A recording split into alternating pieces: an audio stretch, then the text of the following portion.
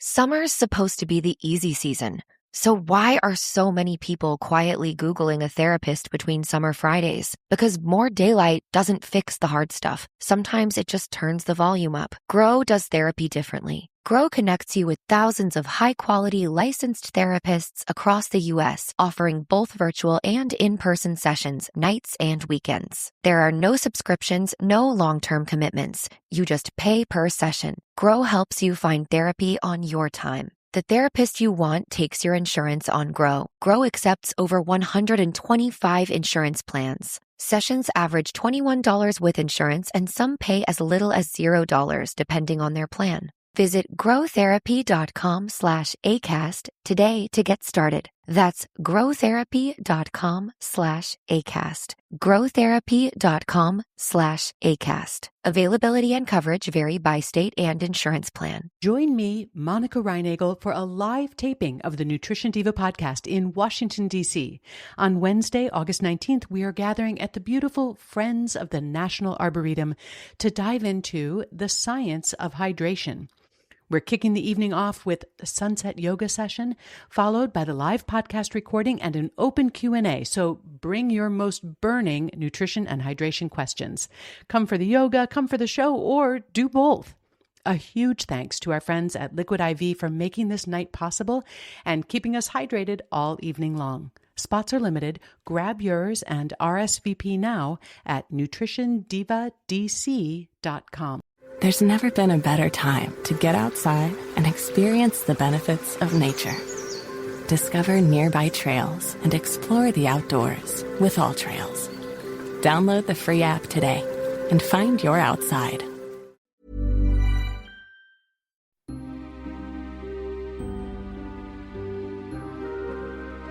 We're not doing good, lads. It is... Can't be dealing. No. Can't be dealing with a shite like. I am going to be one of those people that complain about this weather. I'm not going to... You know those people that are like, oh, don't complain about it. Sure, we don't get it that often. And I'm like, no, I am going to fucking complain about it because it's terrible. I can't do anything. I'm not built for it. Well, you know the whole thing, can't complain. I can. I can always complain. Yeah. It's actually what I'm very good at. I'm really good at complaining also. I'm actually class at that. It's one of our specialties. Yeah, special interest is complaining. Complaining. Yeah. Hello. Welcome back to Rowan and Pine. Me and Megan are fucking roasting. Absolutely roasting. Absolutely roasting, lads. It is so hot. We're sitting on a leather couch. If you have seen any video clips of this, you'll see that we're in shorts. Don't put us on the wiki feet. You don't see our feet. You can just see our knees. Just our knees. Just for you. But yes, we're back only a year late with Astrology Part 2. Whoop whoop. So we did Astrology August last year, and that was where Megan worked her witchy magic on me and converted me into astrology, where I'm still very much like, oh, you know, like, I don't fully believe it now. It's like, I probably send you astrology memes at least once a day. That's actually a really good point. Especially recently, maybe with the oncoming part 2 of the podcast, you're like, I got to get into this kind of frame of mind again. Yes. You know? Yeah. But you've definitely dipped into it more since the podcast that we done. Was that last August? Yes. Holy fuck. Yeah. We did do Shadow People. Yeah. That was for October, the spooky vibes. Yes. Yeah. That was interesting. But yes, Astrology August was, last year. Back for Astrology Part 2. If you missed it, Astrology Part 1 was very good, and we even had to cut a part out where Megan did our birth charts because we yapped for that long. Oh my god, yeah, it was ours. Yeah, it was ages, but it was so much fun. It was so much fun. Yes. And Megan told me my sun, moon, and rising signs, which I can't remember. So I am Capricorn sun, Virgo ascendant, and Taurus moon. Oh, right, okay. Yeah. Okay. Because I heard people talking about, somebody was saying, if you have Capricorn and Virgo in 2 of your placements, you're a fucking intense person. I'm like, oh, that's nice. I don't find you intense at all. No, but I think it's like, I'm... Just aspects of it. Yeah. In I'm certain... rigid with routines is a big thing. Yeah. Yeah. And Megan is... Scorpio sun, Gemini moon, and Gemini ascendant. Oh, yeah. No, that's right. I thought you were a double Scorpio. Didn't we have that? I'm a quadruple Scorpio. Yeah, so I've got multiple planets in Scorpio. I think Mars and Jupiter. Is one of your Venus? Is your Venus? My Venus is in Scorpio, Because I only and recently my found Sun. out about Venus placements and like what they mean. Yeah, all about like what you're attracted to, and also to do with money, I think. Oh, Yeah, I know Taurus is very to do with money as well, but Venus is to do with something to do with money as well. What I recently read. interesting. Yeah. Yeah. So yes, welcome back to Rowan and Pine. This is Astrology Part 2. Because it's been a year, I did something that I have literally never done in this podcast before. I wrote a recap. A recap.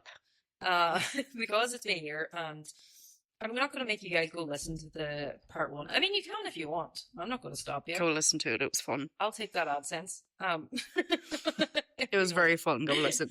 It was a lot of fun. And you guys got to know Megan for the first time too. So in Part 1, we had a chat about our personal journeys, ranging from Megan's childhood fascination with 90s occult pop culture, her Scorpio identity and Mystic Meg in rural Ireland, to my own navigation of internalized misogyny versus a genuine appreciation for feminine camaraderie and the search for cosmic relevance. We broke down the foundational big three of the birth chart, and then we inserted that into a bonus episode. This includes the sun as your identity, the moon as the emotional inner world, and the rising sign or the ascendant sign as the external mask and what we put out into the world. We also spoke about the tech crashes and mental fog of Mercury retrograde, and I cannot fucking believe we're once again in a Mercury retrograde. Mercury is retrograde once again, and I have been feeling it so hard. Like, literally anything that could go wrong travel-wise for me last weekend. Yeah. I was supposed to go on a trip last weekend. We had to turn around at the airport for family reasons. And then I kind of did the thing I'm not meant to do, is I booked another trip. Immediately. Maybe I should have waited. Maybe. But I didn't, in my defense, I didn't realize that Mercury was retrograde. It's fine. It's like once you know about it and once it becomes existent in your brain, if you don't know about it, it's grand. Nothing applies. Yeah, that's when you invite it into your life when it's... Yeah.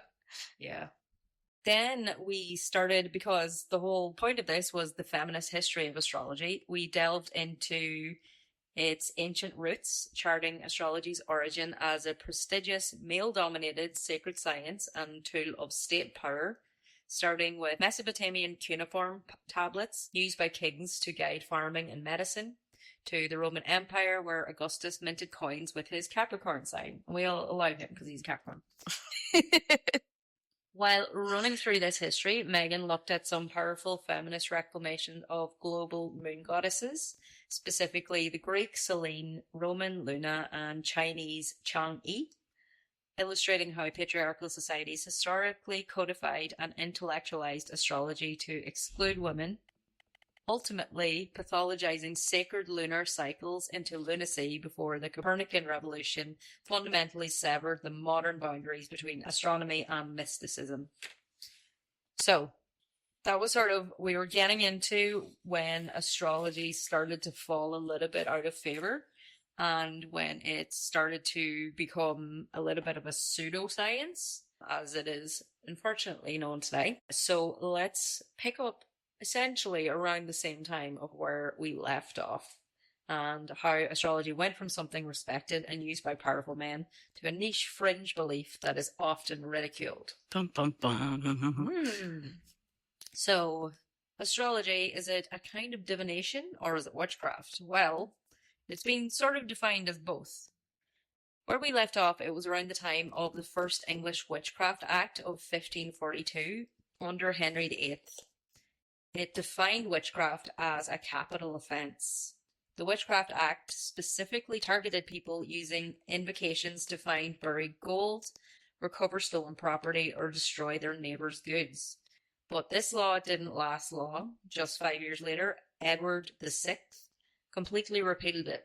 His regime was rushing to strip away any sweeping spiritual laws that could be twisted to prosecute their own church reformers for heresy.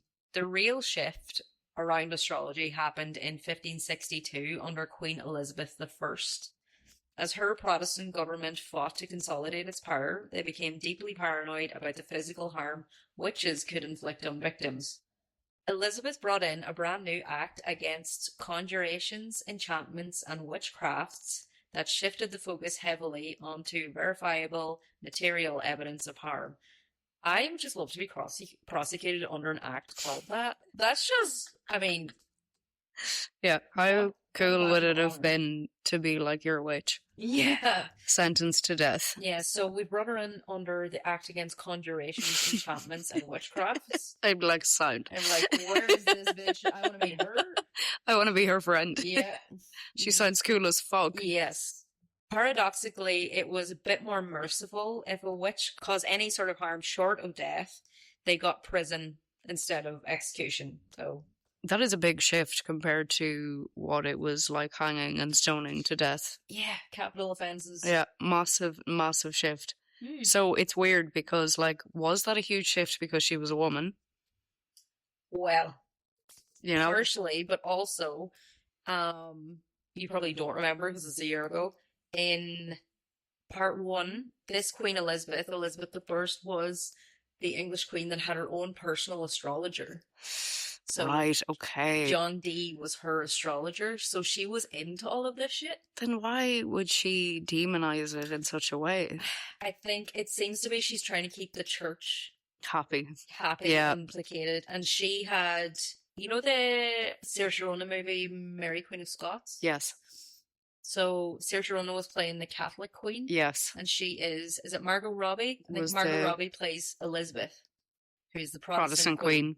So she is Elizabeth, and she's the Protestant queen. So it was sort of like the Protestants taking back power. Okay. And just like making sure that their church was top dogs and being top dogs. Yeah. It's weird because I find, like, strangely Catholicism and spirituality closely linked, but also very fucking different in their own rights. But it is very, like, bound in faith, yes. You know, and that is the premise of both spirituality and Catholicism. I'm obviously not aware of the workings of Protestantism at all, and me not even being Catholic, but been brought up obviously in Ireland and Donegal. I know Catholicism, so I always find them, like, strangely closely related. Yeah. So I get that point where Protestantism's coming in and they're like, nah, fuck all that shit. Yeah. We want to regain the power. And I wonder, is part of it down to the fact that, I mean, it wasn't always, it's not like blanket statement, but Catholicism was spread by means of conversion, like St. Patrick, whereas Protestantism was almost forced upon people. It was more forced upon people. Like, the king is a Protestant now, well, so particularly the Irish people. Yes. But even the English people, like, when the king, like, he founded the church so that he could divorce. So he just decided Catholicism was out. Yeah. Protestantism was in. So I think maybe the fact that when you're trying to convert somebody to something, you kind of have to be a bit more lenient with their own beliefs. Yeah, absolutely. Their beliefs and their, you know, astrological beliefs or whatever it is. Whereas Protestantism, from my reading of it here anyway, seems to be a lot more, you can't believe anything that does not align with this. Yes, with this frame of thought, frame of mind, yeah. It's a lot more rigid. Whereas, I mean, like, growing up, we all had our Catholic beliefs, but everybody knew somebody who had the cure, like folk cures and yeah. That wasn't, like, and they were predominantly Catholic families. Yes, and they intertwined because they might have been, like, fully pagan cures, and then they evolved into Catholic cures. Yes. You had to say the rosary, you had to go to mass. But there was always this kind of underlining mysticism about it. Yes. You know? Yeah. There was always the spooky bitch, you know, that was doing cures, men and women, like. Absolutely. Yeah. However, the law strictly banned non-harmful magic like treasure hunting, and it was paired with an act against fond and fantastical prophecies, which was a harsh crackdown on predictions of a political nature. The panic rose out of the legend of, this is a cool ass bitch, Mother Shipton, who was a Yorkshire prophetess dubbed England's Nostradamus. While historians doubt she was even real, hyped up years later by Civil War propaganda pamphlets, her story highlights how, while elite gentlemen safely played with scrying mirrors and alchemy, local women practicing the exact same folk magic were branded as dangerous hags. So this woman was literally, it was about like 80 to 100 years after her death. She was alive during the time of Henry VIII. So these are Henry VIII's descendants. People started printing her predictions about like the end to monarchies and how like the Queen was going to die, or, you know, different politicians, and they were like vague enough that they could be possibly true. Yeah. Predictions, and they were like printing these on like political pamphlets with pictures of her, woodcut pictures of her as like the face of like, it's one of her predictions, so it must be true. And then it sort of then became self-fulfilling prophecies. Like they would say that this politician wasn't doing well, and then he would not do well because they had written this. So they took advantage of her being like a prophetess. So this law was in response to, they're like, we're outlawing people making prophecies. Yeah.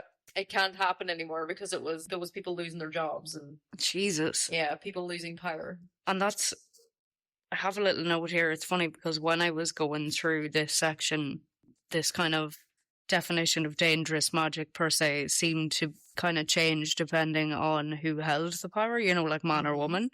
And what's interesting is that it isn't always usually the practice itself, but often who is practicing it. Absolutely. And that's what I found going through this section. I was like, there's shifts here on power dynamics again. So almost like the more elite and powerful, yes, the less demonized it was. Absolutely, yeah. You know, yeah. And I think you definitely touch upon that later on as well within this, and obviously you'll hear all about that. But it was that kind of like status with money or power, that it was like, oh yeah, sure, you're sound to just practice away at this, like absolutely grand. Yeah. But if you were like a really poor woman and you were practicing herbalism or astrology or like witchcraft per se, it was like, no, be gone with you, you know. The same queen who had her own personal male astrologer is outlawing astrology. Yeah. You know, you're like, how does that make any sense? Oh yeah, of course it does, because she's in a position of power. Yeah. Yep. So she's pulling up the ladder behind herself. It's like other women can't be powerful as well. Yeah, I'm the only bitch to be powerful. To that point, to illustrate this divide further, there was a fascinating loophole to this crackdown on prophecies, and those were almanacs. So over hundreds of years, and they're still on the go today, people had been consulting these wildly popular publications, which were packed with astrological predictions for weather and farming. Remarkably, they escaped the brutal scrutiny that other kinds of divination faced. They were classified as natural astrology, which was a respected branch of natural philosophy used to understand the physical universe. Now, if you want a breakdown of the opposite of natural astrology, which is judicial astrology, check out our pine cones from August last year. By 1600, there had probably been over 600 different almanacs published in England. And they were still on the increase. Because they were providing empirical data like planetary tables, weather patterns, and agricultural cycles, almanacs were viewed as practical tools for everyday life, firmly rooted in a Christian worldview. So they weren't dangerous sorcery. So I love that astrology kind of survived by becoming practical. Yeah. So get the farmers involved. Yeah, people trusted it because it helped growing crops, but not necessarily when it like spoke to people. Yeah. And that kind of like, it kind of told me that society has always been drawn to a line between useful knowledge and uncomfortable knowledge. Yes. You know, when it's helping with the crops and the land per se, but not when it's telling me about myself. No, I don't want to know about that. Yes, not when it's like self-reflection or introspection, and definitely not if it's, where is my husband who hasn't been home? And that was judicial. Yeah, of course, I remember us chatting about it. Yeah. Where's my husband who disappeared? Yeah, trying to predict where the fuck they've gone. Yeah. Like, they might have had a son who went missing or something. Yeah, or like, you know, got on a ship and like, did the ship sink somewhere? Like, it's like these guys would be gone for years. Yeah. Like, you know? It's mental. It's like incredible. And before the word was connected the way it is now, it's no wonder why people were trying to consult like anything to give them just a sliver of reassurance. Absolutely. Of like, can you imagine your brother going abroad? You just knowing you're not going to hear from him for at least a year? Yeah. It's like, crazy. That's insane. That's absolutely insane. But then you do have these people going around practicing a little bit of this and that, and it's like, oh, sure, I'll go to Mary up the road there, sure, she can tell me what the fuck's going on. Yeah. How mental is that, you know? Do a bit of tea leaves there, Mary, for me to figure out where the fuck Jamie's gone, you know? Yeah.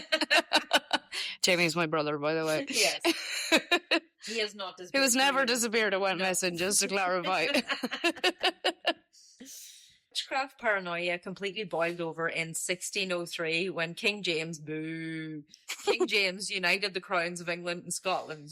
Boo for that, but also what he does later. James had a dark obsession with the occult, even writing a best-selling book called Demonology. He also spells it a very pretentious way, which I don't like. Anyway, he was so terrified of the, quote, black arts, that he convinced Parliament to pass the brutal Witchcraft Statute of 1604, ramping the penalty back up to mandatory execution. The royal paranoia trickled down to the public, fostering a deep, festering anxiety that crossed over from mainland Europe and ultimately cleared the path for the infamous Witchfinder General Matthew Hopkins. Triple boo for Matthew Hopkins. Fuck that guy so much. He's like, if anybody's listened to our witchcraft episode, the witch trials of Western Europe, it was part of our miniseries. Him and oh my god, the guy that wrote Malleus Maleficarum. Fuck those guys, the original incels. Clearly, like, some woman turned them down, and they just decided. Yeah, I love this. This is another man coming in and been like, no, it's back to death penalty. Yeah. Like, yeah, you know, must kill them. Yeah. Kill them all. They can't be allowed to survive, even though all they're doing is, for the most part, maybe sleeping around a little bit, but mainly just making potions and brewing beer. Like, terrible. Sounds like a good life. Yeah, sleeping around making potions. Making potions. Crucially, the Acts of 1562 and 1604 changed the legal landscape forever by transferring witch trials out of more lenient church courts and straight into ordinary criminal courts. King James's death penalty law stayed on the books for over a century, casting a shadow of fear over England until it was finally repealed in 1736.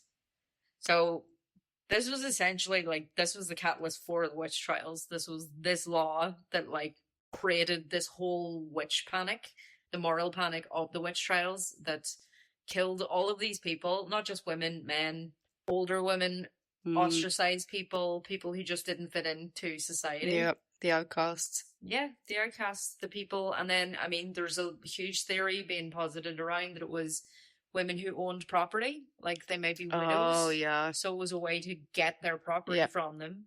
Let's take their power away from them. Accuse them of being a witch, have them executed, and then what happens? They have no children. Yeah. You know? Imagine in this day and age. Yeah. Like, I would 100% be stoned to death. Oh, yeah, you would be. Living by myself, you know, working, paying all my own shit and having 4 cats at home. Your 4 familiars, yes. Yeah, my 4 familiars, burning my sage and my incense. Like, be gone with her. Doing your tarot readings. Yeah. Yep. I'd be 100% accused as a witch and fucking stoned or hung or whatever. But that would also be, they'd also be like, she's batshit insane, yeah. But in such a good way. Yeah. Good way. She's harmless. So now we're into the true fall from grace when we move into Enlightenment and also, unfortunately, misogyny. The Enlightenment of the 18th century championed science, logic, and reason over mysticism and superstition, and astrology took a major hit. The Witchcraft Act of 1736 marked a sharp cultural shift. Rather than condemning magic as heresy, it reclassified many esoteric practices, particularly fortune-telling, as fraudulent schemes. This was a true discreditation of astrology and of, it's like, we're not even going to pretend that you're doing anything magic. We're just going to say that you're completely, like, just scamming people. Yeah. And that is such a, it's a very clever way of outlawing something. Yep. Where you're discrediting it at the same time. It's just, I have to give them props. That's actually very clever. It's very smart. Yeah, criminalize it. Mm-hmm. Divination for money was now a criminal act, not because it invoked supernatural forces, but because it defrauded the gullible. From that time, trials at the Old Bailey, which is the main courts of justice in London, for anybody unfamiliar, reflected this new attitude, focusing on theft and larceny charges against fortune tellers rather than sorcery. As historian Barbara Morey notes, this legal change was passed under the banner of Enlightenment reason, but it had just as much to do with social control. It reinforced a growing divide between an emerging middle class and the working poor, painting the urban, educated elite as rational and orderly, and the rural or itinerant poor, especially women, as backward, superstitious, and potentially criminal. Yeah, a little bit of what we touched upon Absolutely. a couple of minutes ago. These commercial fortune tellers were often women working on the fringes of the formal economy. And these are women that, like, a lot of the time, if they didn't have useful skills, like, you know, if they weren't seamstresses or, you know, like I said, beer brewing area or, you know, these classic... Making like, pottery or something. Yes, classic, like, women's skills. Skills, yep. You know, what else was left for them? This and maybe, like, sex work? Like, there's it not a whole lot few else. and far between back then. And that's why it's already like a joke that we talk about, like, women relying on men and wanting to get married and all that. But in these days, that was their option. That was the only option. Yeah. You couldn't make a living wage by yourself. You needed to marry a nice, wealthy man that had good work, because that was like your only way out. Yeah. Pride and Prejudice is the perfect examples of that. It's just Elizabeth's mother trying to get all of her daughters married off because they had no money left. And she knows that she has to get them married to good families, or her daughters and herself as well. There's nobody would have nothing. Them. Yeah, would literally have nothing. So on the other side of that, you were a witch. Yeah. Yeah. These commercial fortune tellers were often women working on the fringes of the formal economy, using trades like palmistry, face reading, and even minor sleight of hand. Because a, quote, good fortune relied heavily on gathering quality personal information, local tradeswomen were perfectly positioned to succeed. Ultimately, counselling rather than actual magic was the service they were really offering. In many ways, they performed the same pastoral, sympathetic work as popular preachers, providing a listening ear for family troubles and answering life's everyday riddles. From tracking the welfare of absent loved ones and interpreting bad dreams to predicting future marriages and children. These laws weren't solely about suppressing magical thinking. They policed class boundaries and cast aspersions on the legitimacy of folk practices tied to marginalised communities. So I think it's really interesting that there's a shift in that society kind of stopped searching for meaning, and it just changed what was considered respectable. And magic kind of went from being seen as dangerous to now being seen as fake. Yep. But people still wanted guidance. Yes. And in many ways, fortune tellers were kind of offering this early forms of emotional support for people, but people weren't just being paid, or people weren't paying these fortune tellers to fucking tell their fortunes or their future. They were actually just paid to be listened to. Yeah. In a way. When you think about it, like, a lot of the time for like counselling, you go there searching for guidance. Yeah, like guidance. Therapist. And meaning. And meaning. Yeah. Trying to make sense of the world, of what the fuck is happening right now. Absolutely. So you have that. Now imagine you're like a therapist or a counsellor that you go to, and they're able to give you that like sense of direction and meaning. And they also say, and by the way, I have consulted the stars, or I've consulted my crystal ball. Yes. And they said it's sound. They said this is correct. They backed me up. Yeah. So you'd be like, yeah, brilliant. 100%. The universe is also involved, as well as this person in front of me. Let's go with this. Yeah. Of course. That is like elite clarification right there. Yeah. Yeah. I would do it. Like, if I fully believed in like crystal balls, and like if I could go to a person and just be like, just tell me what to do. There was something really cool about when you were growing up and we do touch about it in the kind of the 90s era. There was something really, really cool about fortune tellers. Like, my mom never liked any of that shit, but I remember going to Parsons, which was like kind of a local fairground in our town, and there used to be somebody in a caravan that you went into, and she was a fortune teller. She was from like the Irish travelling community. Okay, yeah. And she could read your palm, and she would tell you absolute shit, but you were like a child and a teenager, you know, when she was like, you'll have many boyfriends. Countless boyfriends. And I was like a child at the time, and I was like, cool. You know? Deadly. And you paid her like, I don't know, €7 was like a really specific amount of money. And, and like that, it was just about not so much your future, because you didn't want to go in and be like, what's my future? Well, you did as a kid, of course, but it was very much just chatting shit and being heard. And especially as like a young girl, you know, because sometimes like, because my mom was heavily Christian, I couldn't go to her with all of these like mystical thoughts, because she'd be like, demons, you know.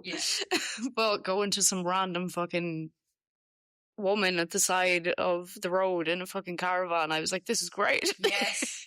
And also when you're that age, when something's just about you.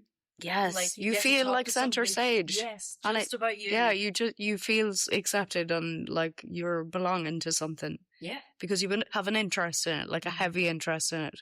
Yeah. So this random woman in a fucking turban with a crystal ball that she probably got at Mr. Price at the time, or God knows what shop, you're like, class.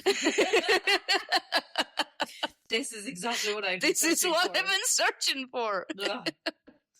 So this is about the suppression of magical thinking. So we had famous figures from the time like Voltaire and Jonathan Swift, who was an Irishman, further leading the charge against mysticism and astrology.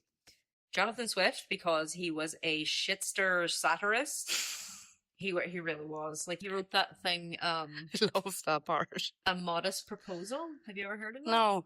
He wrote like a satire piece that was published, and it was basically advising upper class elite British people that the best way to deal with the Irish having so many kids would be to eat the children. What the fuck? Yeah, but he I know it's satire, a ridiculous but like, satirical joke. Jesus, what the fuck? But it was like, yeah, that was one of his things. He also wrote Gulliver's Travels. Oh, I didn't know that. Yeah. Yeah. I'm actually disgusted that he's Irish. Well, Protestant Irish. Protestant descendancy, like, so. I'm not going to say it. You're going to hold my tongue on that one. He's Irish in the way that the Guinness family are Irish, you know, like, part of Irish history and Irish culture, but we're transplants. Yeah. A heavy British involvement. Yes, exactly. Exactly. And that's all we're saying on that, because it is the 12th of July. And if you know what that means. Ding, ding, ding. Somebody will show up at the door. Forgot it was the 12th of July. Yeah, I'll just let people Google that by themselves. I was wondering why there was lots of like Catholicism and Protestantism talk towards the start, and then like, that's what stemmed it. Actually, it wasn't intentional, but it probably was. It wasn't intentional at all to discuss that, but it is probably in our subconscious due to the weekend that's in it. Yep, indeed. So, Jonathan Swift, he targeted an astrologer called John Partridge, who was known for his wildly inaccurate predictions. How did he have work if he was just known inaccurate? For being terrible? Yeah. He must have been like that, like fucking comedy or comedic or of some sort. People must have just enjoyed it because they were so terrible. Yeah. You know? Yeah. Swift created a fake astrologer named Isaac Bickerstaff who predicted, quote unquote, Partridge's death on a particular date. I find this bit so funny. Yeah. When the day came, Swift published the announcement, and Partridge spent years trying to convince people that he wasn't actually dead. There's a quote here, and it says, mourners, believing him dead, often kept him awake at night by crying outside his window. Accounts of an undertaker arriving at his house to arrange drapes for the morning an elegy being printed, and even a gravestone being carved, culminated in Partridge publishing a letter in hopes of having the last word and proclaiming and reclaiming himself as living.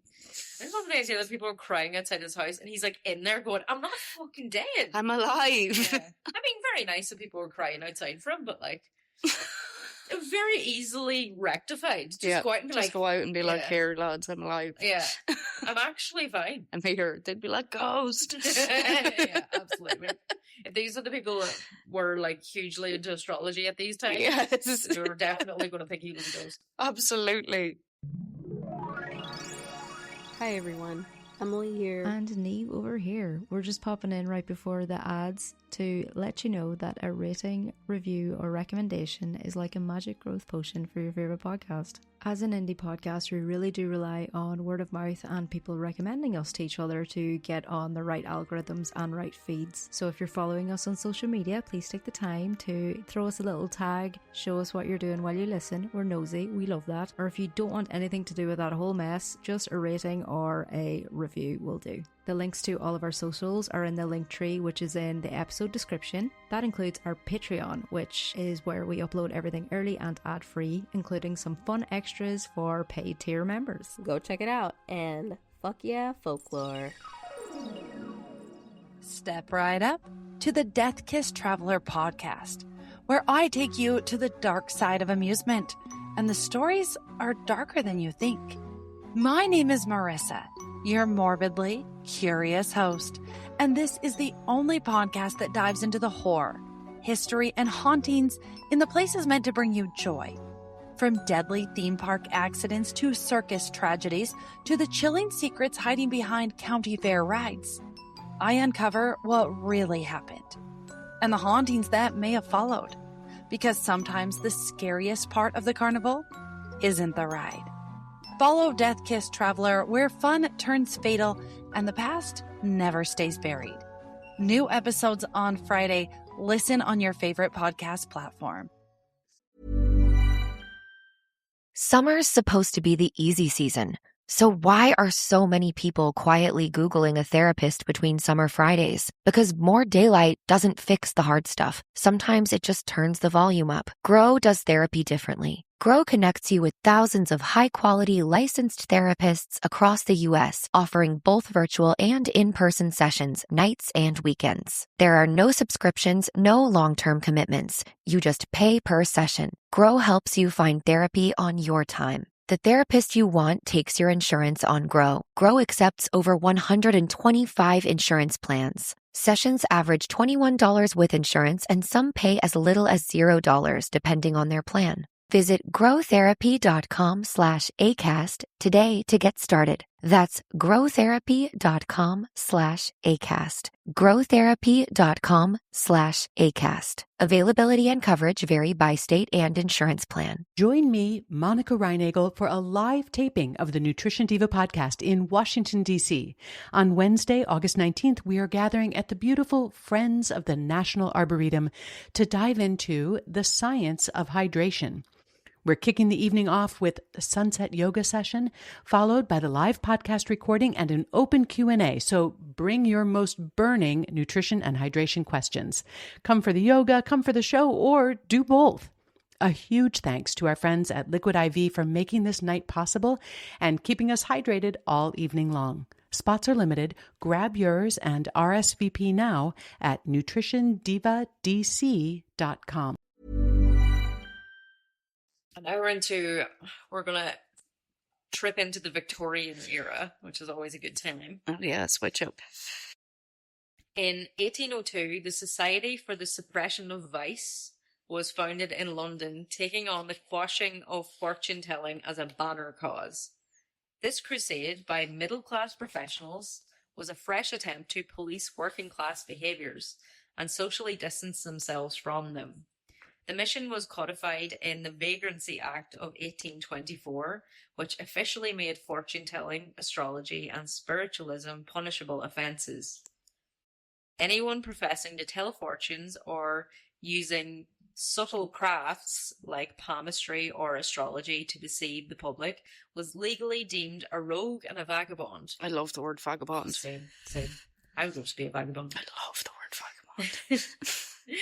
But they faced up to 3 months of imprisonment with hard labour.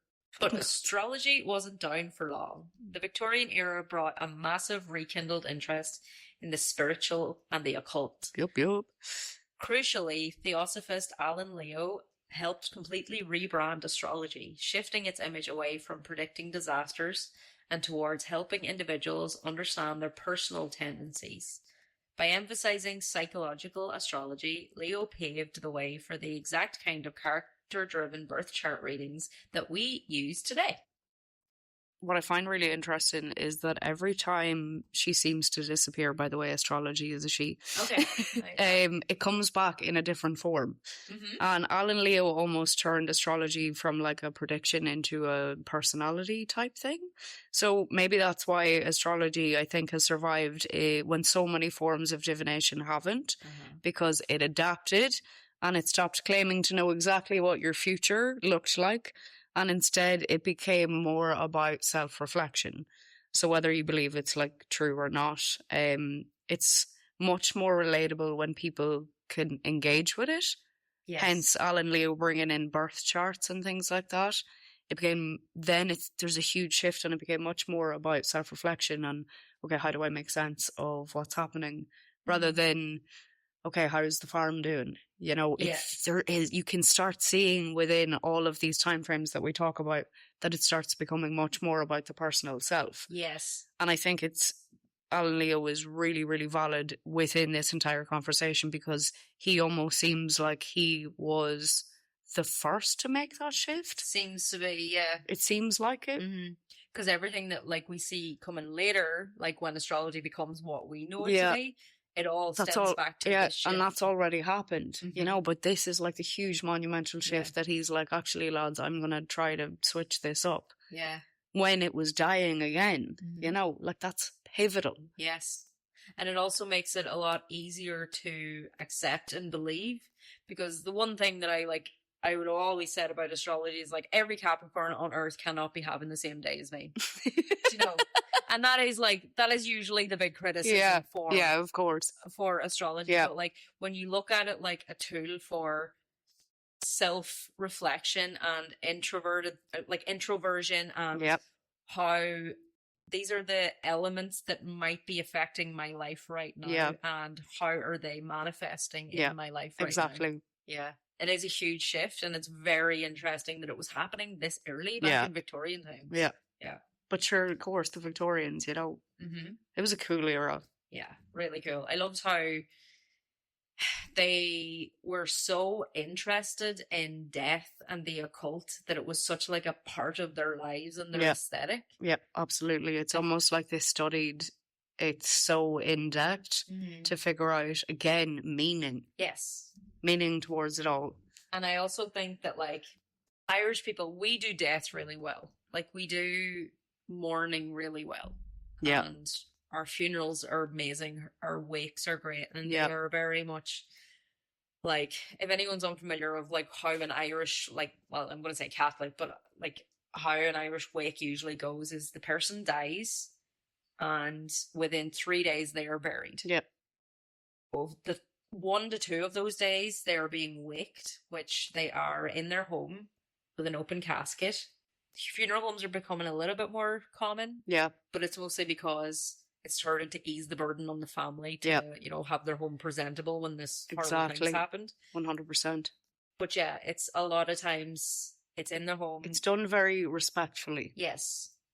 And as a child growing up with those sort of customs, I think it's made me become a lot more comfortable with death. A lot more comfortable being around, I mean, it sounds strange, but being around dead bodies and understanding that that person used to be the person you know, but they're not really in there anymore.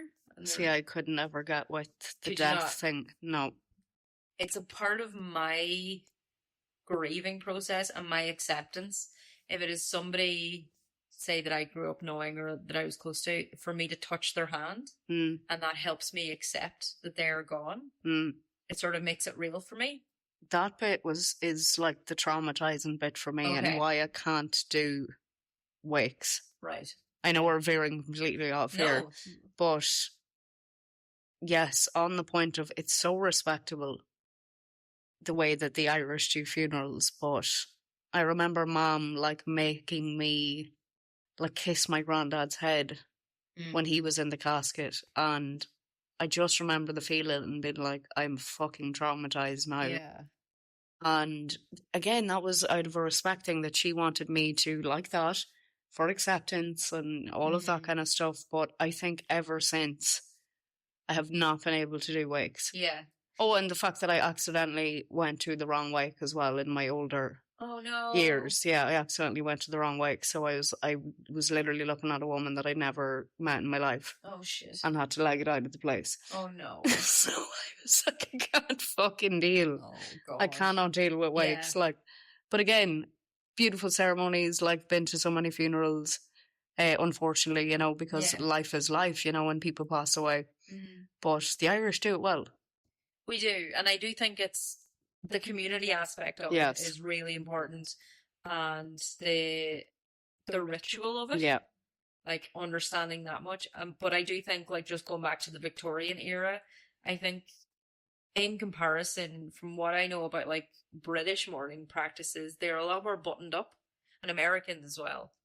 They're a lot more like, we don't really show the body, or we don't really do that much, or we don't really live with, you know, weird choice of words, but we don't really like live with the death. With the, in the same way as the like Irish people because would. The Irish people quite literally live with the dead body for days. You sit up all night with it. Like, you're not supposed to leave the person alone. Yeah.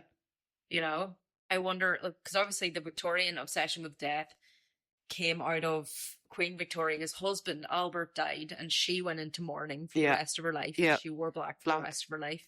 And that was where this obsession came. And obviously they also had, you know, huge infant mortality rates, vaccinate your kids.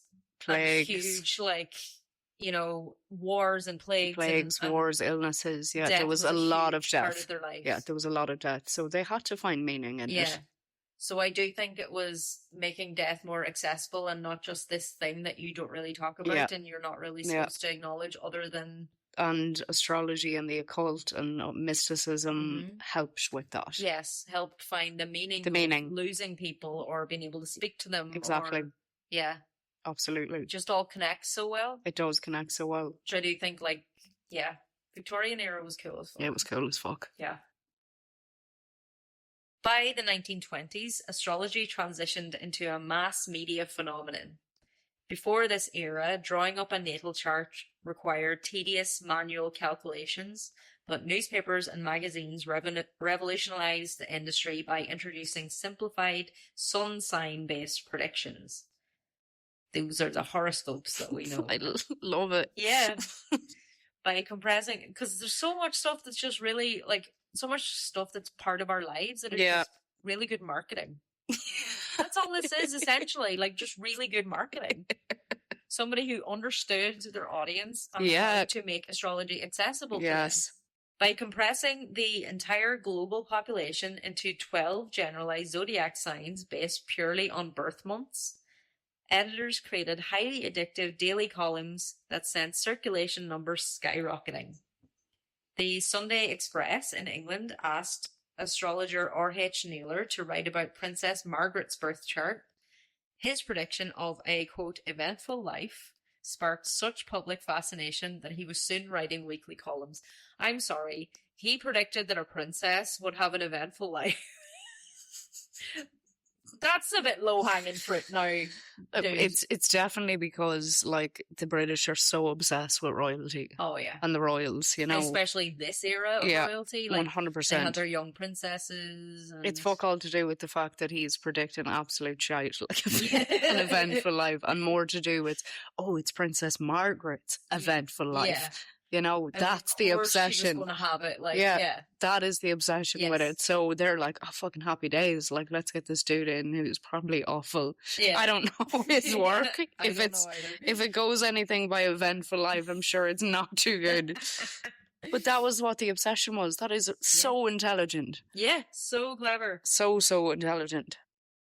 Despite this booming popularity, early 20th century astrologers still faced legal crackdowns, as their work was often classified as illegal fortune-telling.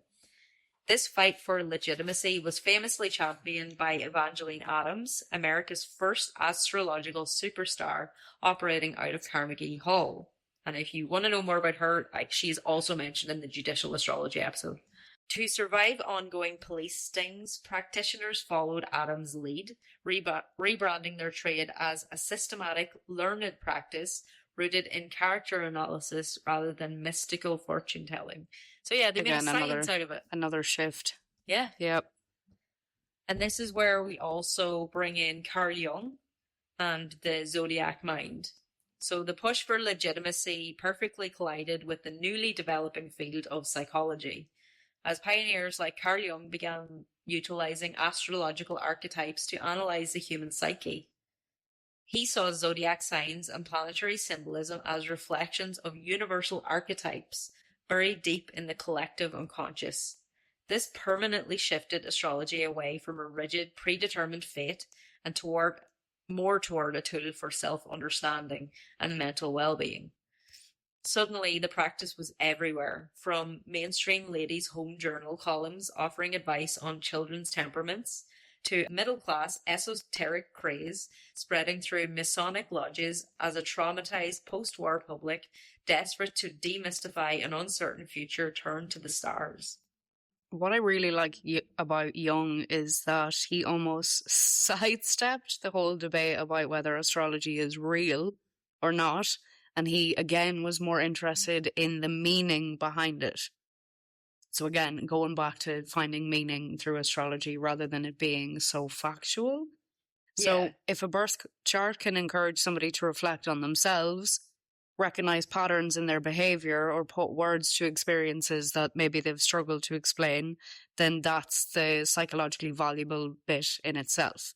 And astrology becomes, again, less about predicting the future and more about understanding oneself. Yeah. And that's what I really liked again within the shift. There's a couple of shifts as time goes on that it becomes less factual and is it real and predicting future, and more again back to self-reflection. It keeps going back to, okay, how do we understand our own psychological makeup, and using astrology helps with that. Yes, and the personality traits. Yes. And the... Who are we? You know, what are we about? How do I interact with other people with different personality based traits on my zodiac sign, or based on their zodiac sign. How do we interconnect? How do we converse with each other? You know, anything, absolutely anything. It's just, again, going back to meaning. Yeah.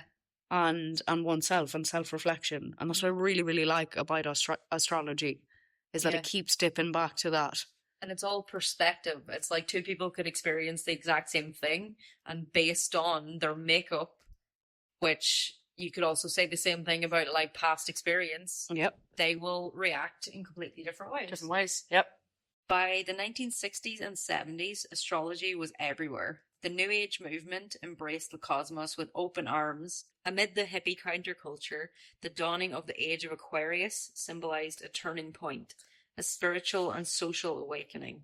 Astrology appeared in fashion, music, and even corporate workshops. In 1975, alarmed by astrology's popularity, a group of scientists led by Bart Bok, Paul Kurtz, and Lawrence Jerome issued a formal denunciation. Well, that shows you how important it was that they felt the need to issue a formal denunciation. With 192 scientists. Yep. 192 scientists, including 19 Nobel laureates, signed it. But astrology just kept going. She's a strong queen. The intersection of astrology and state power reached a modern scandalous peak during the Reagan administration, through a secret relationship with astrologer Joan Quigley. Following the 1981 assassination attempt on Ronald Reagan, First Lady Nancy Reagan hired Quigley to guide the president's schedule for protection. When the news leaked, it ignited a media firestorm, subjecting Nancy to intense public mockery with headlines like, "Astrologer runs the White House." Although Nancy heavily downplayed the arrangement in her memoirs, insisting that astrology only influenced mundane timing and never actual policy, the scorned Aries astrologer struck back publicly. In her 1990 book, What Does Joan Say?, Quigley claimed a far grander role, asserting that she had a direct line to the Oval Office through the First Lady. She maintained that she went well beyond scheduling to influence Cold War politics, diplomacy, and the timing of the president's cancer surgery. Quigley proudly took credit for dictating the timing of Air Force One flights, State of the Union addresses, and Reagan's crucial election debates against Jimmy Carter and Walter Mondale, proving that even in the late 20th century, the world's most powerful leaders were still looking to the stars to govern. As much as people might make fun of the medieval kings and the Roman emperors, I don't know. It was not that Ronald Reagan's any way respectable. No. Ronald Reagan. But it's still ongoing. Yeah. It is that search for certainty and the search for meaning when people are feeling adrift. When life gets chaotic. Yeah. It dips back. Something to give them just a sense of something to hold on to. Though crystal shops and psychic hotlines faded in the 1990s, the New Age ethos never really disappeared. It just shifted. Its ideas filtered into healthcare, psychology, education, and beyond. The New Age and Wicca trend in TV, films, and music kept the interest alive, if only in the aesthetic that is quintessential of the decade. Like what we were talking about in part one. It was impossible to avoid astrology growing up in the 90s. It was bloody brilliant. Mm-hmm. The whole whimsigoth. The whole sort of aesthetic was fantastic. Stars, celestial stuff everywhere. Yeah, it was just brilliant. Yeah, it's timeless as well. I wish we could just go back to it becoming that fashionable and everywhere. Yes. I would be delighted. Yes. Instead of all these like micro trends that stuff's in for like 3 months. Yeah, and then disappears. I'm like, no, let's have that all for several years again. Yeah. It became a staple part of British TV. From 1994 to 2000, Mystic Meg appeared weekly on the National Lottery Live in Mystic Meg Predicts, which was a 45-second reading segment during which Meg attempted to predict facts about the future winner. From 1992 to 1995, Russell Grant was a regular expert on This Morning with Richard and Judy, offering astrological advice. He even launched an astrology-themed music career, including a cover of The Supremes, No Matter What Sign You Are. It is as bad as you're imagining. I looked it up. It's, oh my God. And much like we were talking about, like that aesthetic throughout the 90s, I think that's why so many people our age still love astrology, because we grew up in a culture where like this kind of magic, mystical thing wasn't about casting of spells, although a lot of it was as well when you were kids. But the nice shift is that it became much more about female empowerment, intuition, and self-discovery. Yes. Yeah. The female empowerment thing, especially. Yeah. Like it was just 100%. Everybody had a quirky aunt, sort of. Yeah. And what's interesting in that most of those stories within all of those things that we watched, like Charmed and Sabrina and Buffy and the Sisters in Practical Magic, it was interesting because they all kind of centered around young women learning to trust themselves. And the real message wasn't really about like magic solves everything. It was about finding your own voice and trusting your instincts and navigating adulthood as a young woman. And like looking back on that, it's not surprising that many of us who loved those TV shows and those movies find ourselves very much drawn to astrology later in their life, because again, it goes back to like, who am I and what is my place in the world? How to make sense of it all, you know? Yeah, the battle for guidance and the battle for like, who do I want to be? And are these predictions resonating with the direction that I want to be going? Absolutely. Yeah. Today, astrology is thriving in a digital renaissance, particularly among Gen Z and millennials who view their full birth charts and track planetary cycles as essential tools for self-discovery. This revival has found a deeply significant spiritual niche within the LGBTQ+ community. Because queer individuals are often stripped of traditional communities, astrology serves as a fluid framework to build chosen families and to strengthen interpersonal bonds. Apps allow users to compare natal charts with friends and mentors, transforming ancient celestial alignments into modern tools for social connection and relationship navigation. Don't dump him just because your astrology app told you to, okay? I will literally go through as we speak on my phone. Do it. I have a sub-tab on my iPhone called Astrology, and you probably know a lot of them, but one of them is Co-Star. The other one is Know the Zodiac, and then the other one is Moon Phase. So Know the Zodiac is run by Dosha Via, that lady I was telling you about. In part one, yeah. In part one. And Co-Star is Co-Star is very true to the modern tools for social connection because you can add friends on it. And then it'll be like it's really cheesy and funny. So it'll be like, Niamh is also feeling a particular way today. Maybe check in and see, is she okay? You know, if we've added each other on this app. And then it shows you like do's and don'ts of the day. And it's like, do, dip in the sea. Don't, get in an argument with your neighbour. You know, it's just ridiculous. You know, it's very funny. But also it goes quite deep as well. You know, it gets very deep. Like, of course, all astrology apps usually do these days. It's not this kind of like Mystic Meg, the sun prediction shit anymore. It does delve a little bit deeper into, you know, you can connect your signs and it'll bring you up your birth chart and it'll show you what houses your signs are in and different things like that. So it does delve into a lot deeper, but it's funny because of that social connection bit is very lighthearted, let's say. Yeah. And it's done in a very playful manner. But you can be like, Niamh, did you see that thing on Co-Star? It's very funny, you know? Yeah. Or it'll kind of force you to check in with somebody as well if you're friends with them on it. Yeah. It's cool. I suppose as well if you're like maybe not like getting on well with somebody, if it gives you a little edge, maybe you're like, there's something to that. Oh. Yeah. And again, just making sense and meaning out of maybe little silly predicaments that goes on as well, you know. Yeah. It's all very serious sometimes, but also it pinches salt and it can be taken very lighthearted. Yeah. Yeah. You know, and be fun. Yeah. It's really fucking fun. Yeah. You know? And it doesn't have to be like, this is why it's so interesting how hard people like rally against it. Yeah. Because as much as like, you know, there are fraudsters in any sort of faith or any sort of spirituality. Yeah. But like, any practice. For the most part, like, I don't really hear much about astrologers scamming people. You know, unless it's like an astrologer to the stars and... Yeah. If it's like a designated avenue they go down. Mm-hmm. Crucially, astrology offers a safe haven from the historical trauma often associated with organized religion. Because it exists outside rigid dogmas and binaries, its inherent ambiguity and lack of strict rules offers immense freedom for those who live outside societal norms.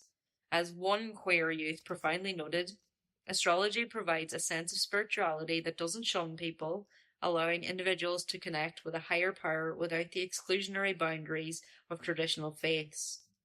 Far from just a casual hobby, understanding one's sun, moon, and rising signs, or warning friends not to send a risky email during Mercury retrograde, has become a radical reclamation of spiritual autonomy. And that's why I love that. It's harmless.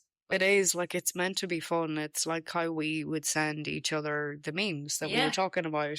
Because strangely, some of them are very accurate. Yes. Towards your personality, you know? And then some of them you're like, what the fuck, that isn't me at all. You know, pinch of salt.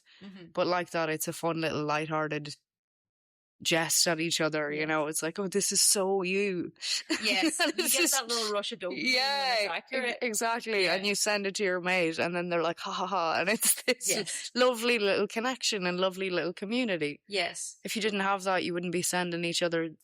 I mean, I'm sure you would send other ridiculous memes, but because they're astrology related, they seem to hit your personal level a little bit more because they're quite accurate, you know? Like those ones that somebody has started making that it's, like they'll pair the two signs together. Like this is Scorpio and Capricorn. Yeah. X, Y, Yes, Z. yeah. Like I think the one I sent you was it like Scorpio and Capricorn basically finding out too much. Like, you know. And it's just nice to feel seen sometimes. Yeah. And astrology allows you to feel seen. It allows you to be part of something. Yes. It allows you to feel like there's a little bit of a sense of community of some sort, you know. And it might be something that like you kind of didn't really realize about yourself, but it gets you thinking about it. Yeah. Maybe I'm kind You're of like that. So now we're getting into the cultural double standard. The big one, and the thing that like made me want to like delve into astrology like this. We have stock market predictions, data mined personality tests, and sports superstitions. They're all about as credible as astrology, really, if you looked at like through the scientific method and through a scientific lens, but they're not mocked nearly as harshly. Why? Because it's mostly men that are interested in these things. It has also been argued that economics is a modern form of astrology. The quote I have from an article from the Times from February 2009 said, "It is not and never has been a science," meaning economics. "No self-respecting scientist would ever make assumptions such as all other things being equal and then go on to make predictions based on those assumptions. The sad thing is that this is what economists do, and worse still, they go on to believe that their predictions have a scientific infallibility. Maybe the signs of the zodiac would actually be more reliable." Ooh. Men are rarely mocked for their irrational hobbies, like fantasy football or conspiracy theories. I mean, we do mock people for their conspiracy theories if they're like ridiculous and like kind of believing in them is harmful. Like sometimes people do need to be shamed for their conspiracy theories. Oh, 100%. But it's definitely not an en masse thing the way astrology is mocked. No, yeah. Like, think of the likes of Andrew Tate that was hugely popular in COVID times and unfortunately had all of these mental conspiracy theories. But he was so well loved and well known among, unfortunately, loads of young, impressionable men, and he was never mocked for his mental conspiracy theories or his views upon life. Because he was at the time, a well-respected man, you know, him and his brother had a huge fucking sports background, you know, they were kind of athletes at the time. And then talking about the Matrix, yeah, people being out to get him and all that sort of stuff. And the whole, like, pure blood thing because they weren't vaccinated during COVID. Like, that was mental. Yeah. Like, how insane is that? To come out with that kind of statement? Like, that is a... And, like, to create a hierarchy based and on everyone was like that. Yeah, you know... Absolutely, yeah. And then it went like so offlandish into there was unvaccinated men. Sorry, this is going so off topic. Unvaccinated men like supplying their sperm. Oh my God. As donors, because then that would mean that if you know, were inseminated with that your child would be. Well, that just also, smacks of like white supremacy and like it's just fucking crazy. Like, it's just absolute lunacy. Yeah. So back to that note. Is it because he was a man? Is it because he was a well-respected man at the time that wasn't made fun of? But astrology, because it's women, is hugely made fun of. Because it's mostly predominantly women. Not so much now. I follow a lot of men that are like heavily and well-respected within the astrology realm. Yes. And very, very accurate. Nicholas Ashba actually is one of them on YouTube.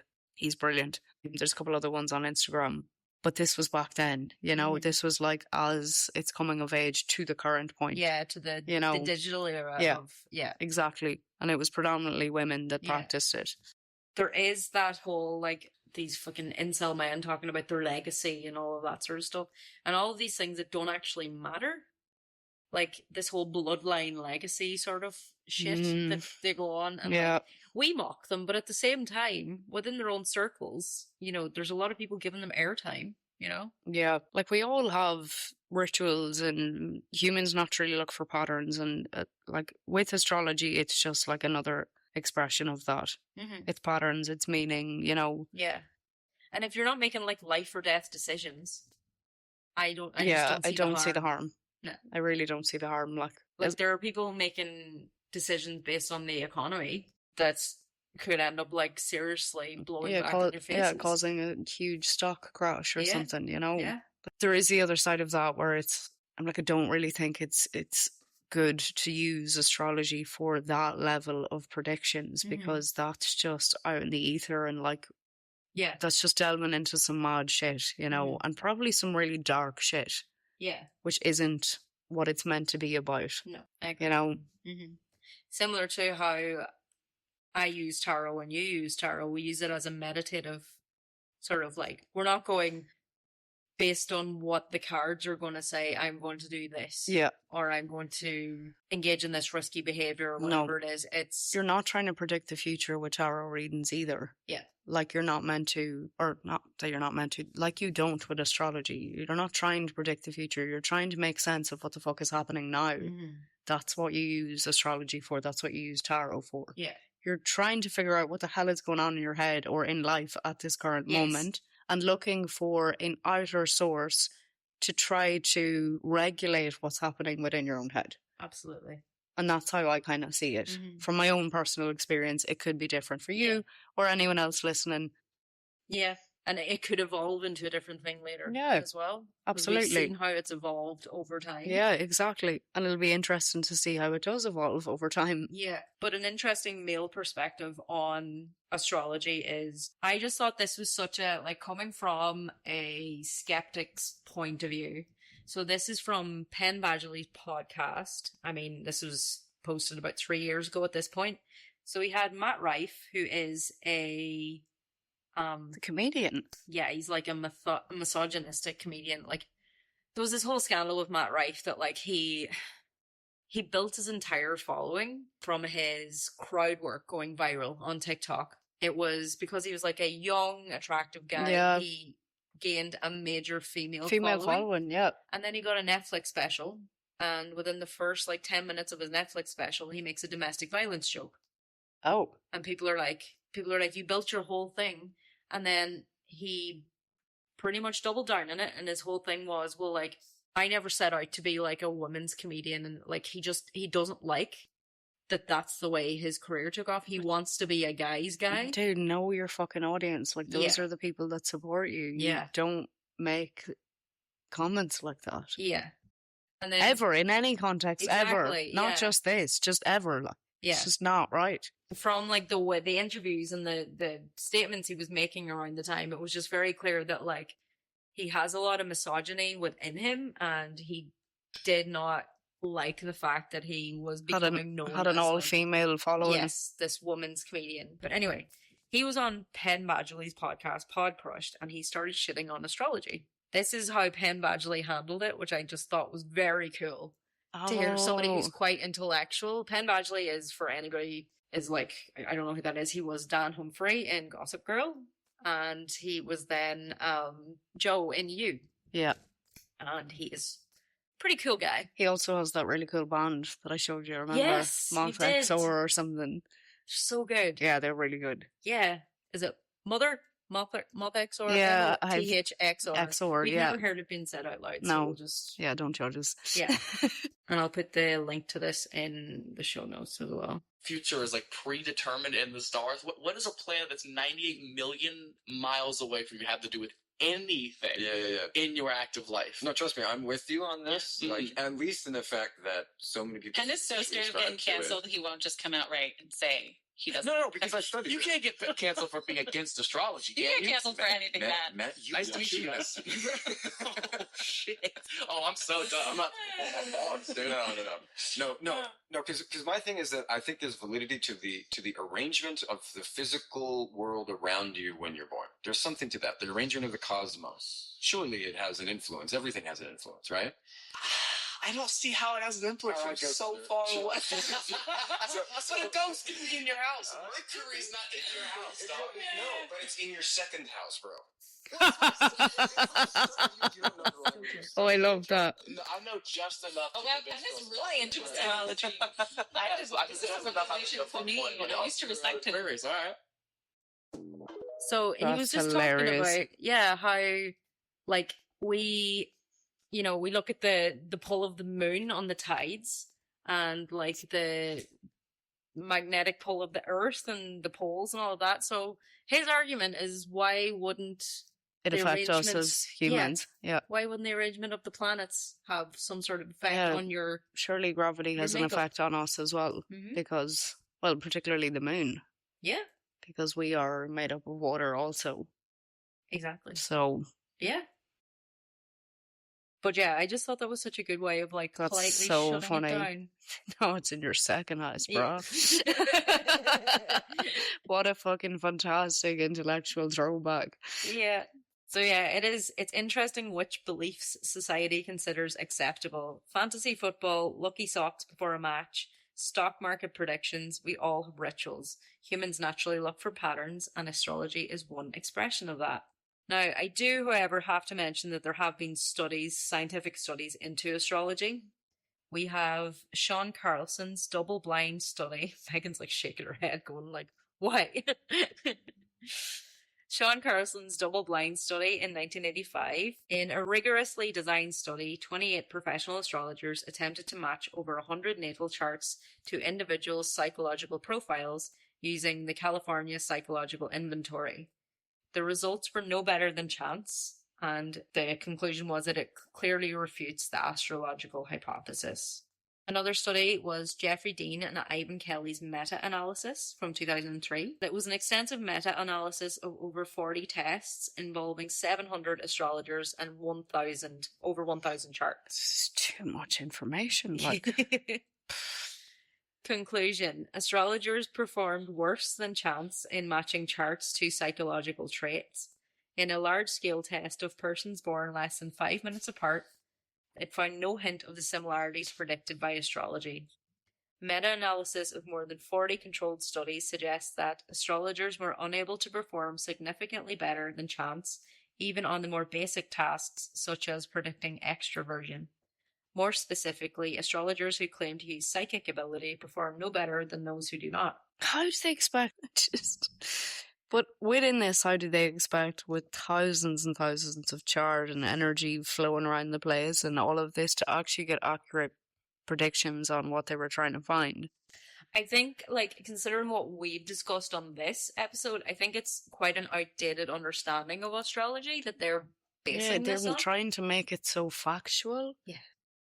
And it's not. It's about mysticism and the wonderful unknown. Yes, and take what resonates and leave the rest. Leave the rest. Yeah. Always. And forever. Yeah. That is pinch of salt. But it's once again... Mine's like a fucking handful of salt. Yeah. Yeah. But it's just the thing, it's like, who's it harming? And there's so much work to put into. I mean, I guess, like, the problem people have with it is that astrologers make money from it.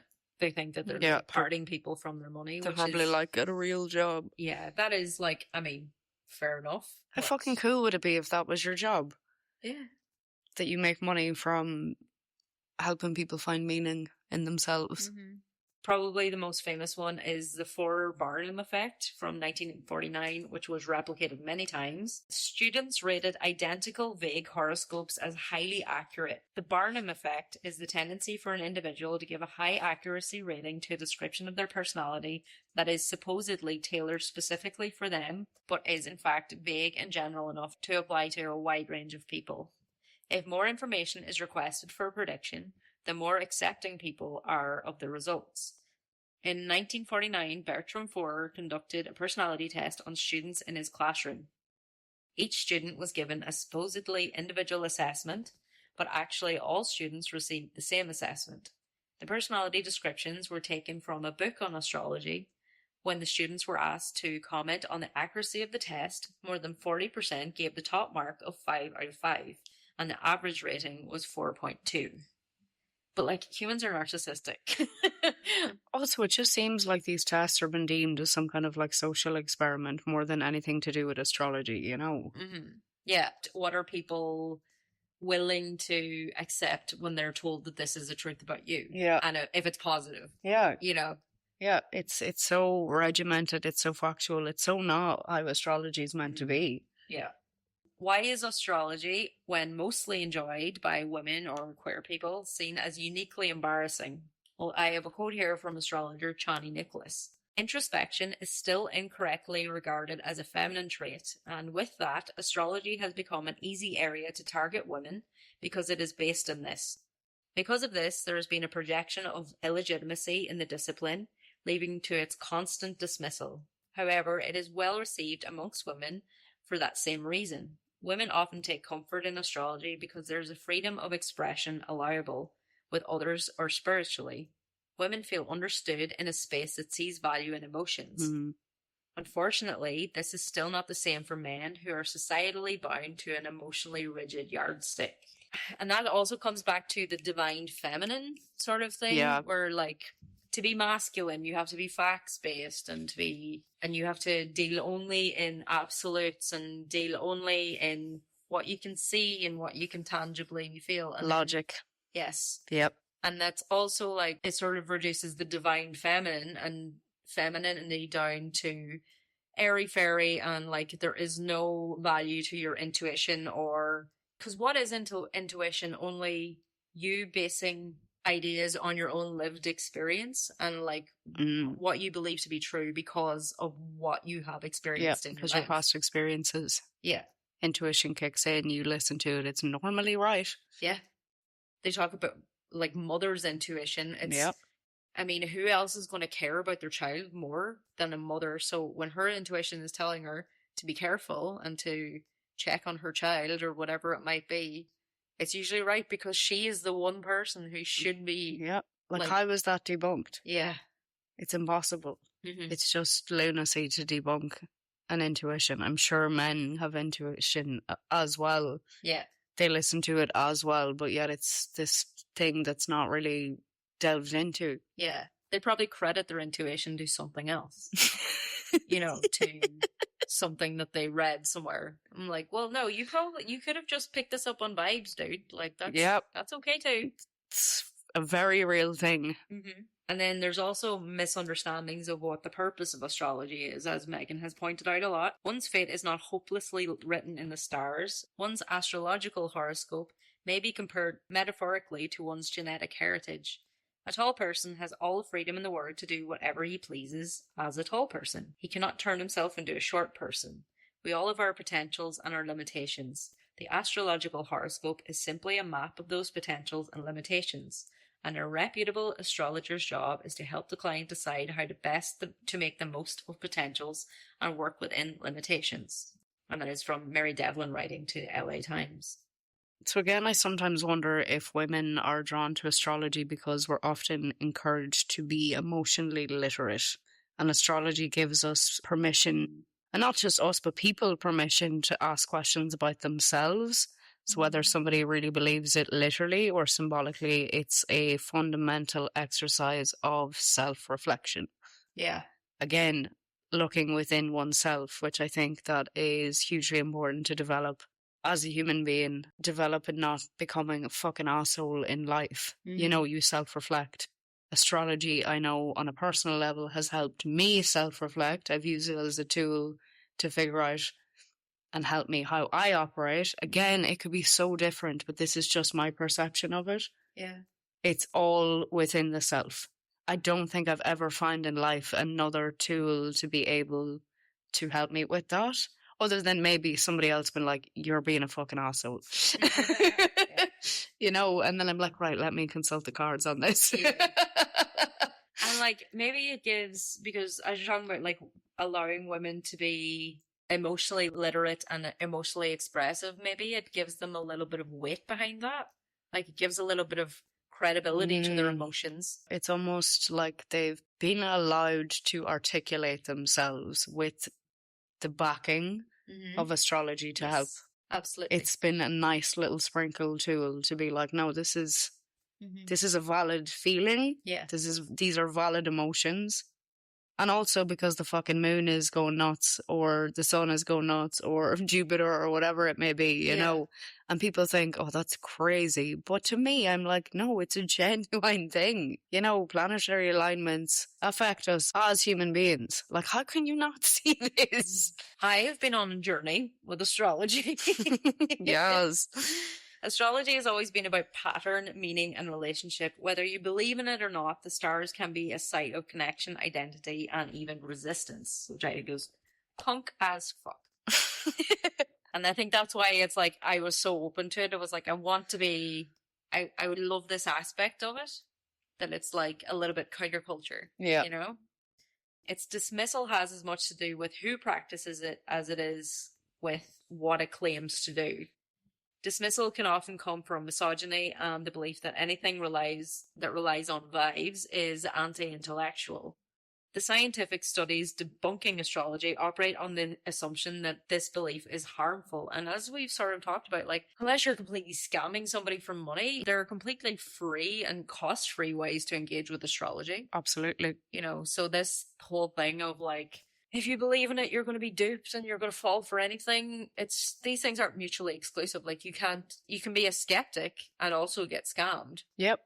Depending on what it is. But I think it's interesting and healthy that people question astrology, because they're questioning, does it work? It's why do people across cultures keep returning to it? Mm-hmm. Yeah. If the predictive claims aren't supported, that doesn't automatically explain why astrology has persisted for thousands of years. So whether people believe in astrology is literally influencing our lives, or whether they see it as a symbolic language, I think it's a real strength that it invites us to actually pause and reflect. I've always been somebody that looks for patterns and I naturally try to like connect the dots and make sense of what's happening around me. And like I touched on before, I think astrology has become one of my frameworks that I use to do that. And it's never really been about predicting tomorrow, but it's helping me understand what's happening today. And interestingly enough, over the last few weeks, life really fucking forced me to slow down. I had like health issues and procedures and moments where like I physically couldn't keep going at the pace I was going that I wanted to. Mm. And then looking back, I'm like, it's because Mercury's in retrograde. And it became a really meaningful symbol for me during that period. Not because I can prove that Mercury retrograde caused those events to happen, but what it done for me was it encouraged me to ask myself, what if there wasn't this interruption? What if there wasn't this invitation to reassess and recover and reset before moving forward? And that way of thinking genuinely helped me. So not is it Mercury retrograde, not is it only just about the usual spiting shit of technology and is interrupted and communication is interrupted. Mercury retrograde is also hugely important for making you slow down. Yeah. It's asking you to take a pump the brakes, lad. Mm-hmm. You know, and asking you to pause and take a moment. Yeah. So I couldn't like figure out why that was happening. So, of course, I'm turning to try to find meaning of why it's happening. And I'm like, oh, fuck yeah, Mercury's in retrograde. Maybe that's why astrology has kind of survived for thousands of years, because whether you see it as a cosmic influence or simply a symbolic framework, it gives people the language to reflect on their lives. Yeah. So for me, that's where the value lies, not in its certainty, but in the curiosity of it. Yes, absolutely. I love that so much. And for me, astrology isn't about surrendering the responsibility to the planets. It's about paying attention to myself, to the seasons of my life, and ask myself the questions that I might have been too busy to ask myself. Yeah. So whether the stars are guiding us or simply giving us a language for reflection, I think there's something profoundly human in that. Yes. Snaps for that. I love that. Yay. I love that so much. I'm so glad we got to do the part 2 of this episode. I know. I am. I'm glad. It's always so much fun. So this has been part 2 of A Feminist History of Astrology.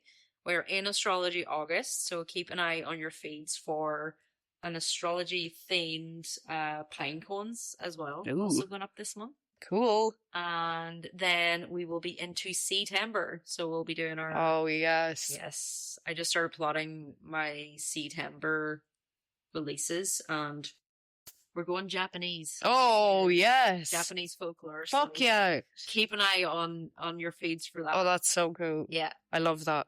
Can't wait to see you. Yes. So thank you so much for joining us. I am Niamh. I'm Megan.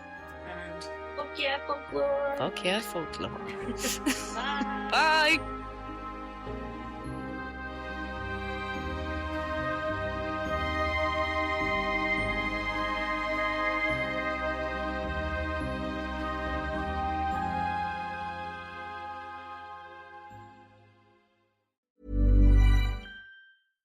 Hello, I'm Monica Reinagel, host of the Nutrition Diva podcast.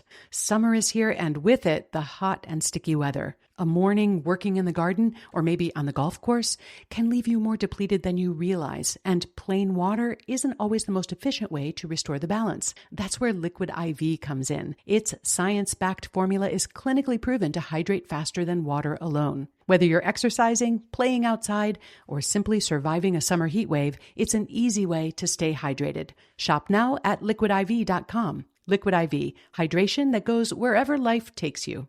Checking off the boxes on your to-do list is a great feeling. That's why a State Farm agent is there to help you choose a coverage option that's right for you. Whether you're getting a new house, car, boat, or RV, helping protect it is important. And State Farm is there to help you choose the coverage you need. Whether you prefer talking in person, on the phone, or using the award-winning app. And with so many coverage options, it's nice knowing you have help finding coverage that best fits your needs. So you can continue to focus on what's most important to you. Like a good neighbor, State Farm is there. Hey, there are people winning real cash while they're sitting in traffic right now. Lucky Hands. LuckyHands.com. No trip to a casino, just games, daily rewards, popular fish tables, and a chance to redeem real cash prizes. Get a 300% welcome offer bonus when you use code CLOVER.